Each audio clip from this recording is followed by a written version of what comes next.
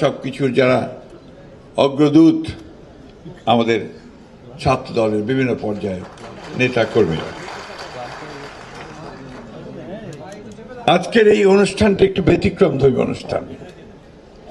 আমরা সাধারণত রাজনৈতিক দলের অনুষ্ঠান যেটা করি, আমরা বক্তৃতা করি, স্লোগান দেই, হাততালি দিই এবং আপনার অত্যন্ত উত্তেজনা সৃষ্টি করি, তার মধ্য দিয়ে আমরা শেষ করি।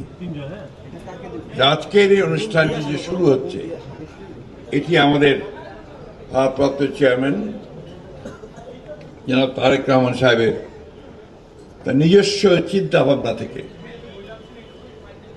আমাদের বিএনপিকে তথা সবার আগে ছাত্রদলকে নতুন চিন্তার আলোকে তৈরি করা।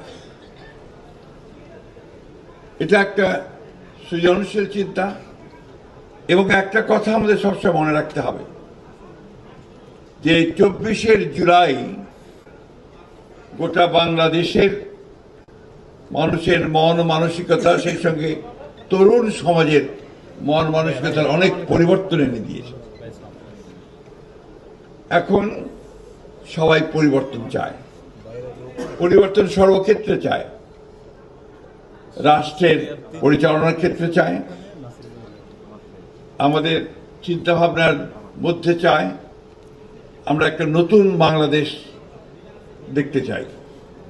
এই চিন্তাটা সকলের মধ্যে এসছে এবং এটাই এসছে যে সেই পুরনো ধাঁচের যে রাষ্ট্র কাঠামো, সেই রাষ্ট্র কাঠামো এখন আর উপযোগী থাকছে না। আমরা শিক্ষা ব্যবস্থা পুরনো ধাঁচের, সেটা উপযোগী থাকছে না। বিচার ব্যবস্থা উপযোগী থাকছে না। আমাদের সার্বিক যে রাষ্ট্রের যে উন্নয়নের বিষয়গুলো আমরা এতদিন ধরে যেভাবে চিন্তা করেছি, সেগুলো যেন পিছিয়ে পড়েছে, সেগুলো নিয়ে কোনো কাজ হচ্ছে না।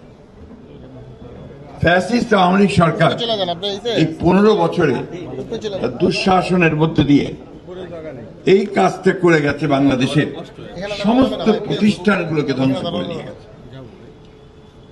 এই প্রতিষ্ঠানগুলোকে আবার নতুন করে গড়ে তোলা, দেশকে গড়ে তোলা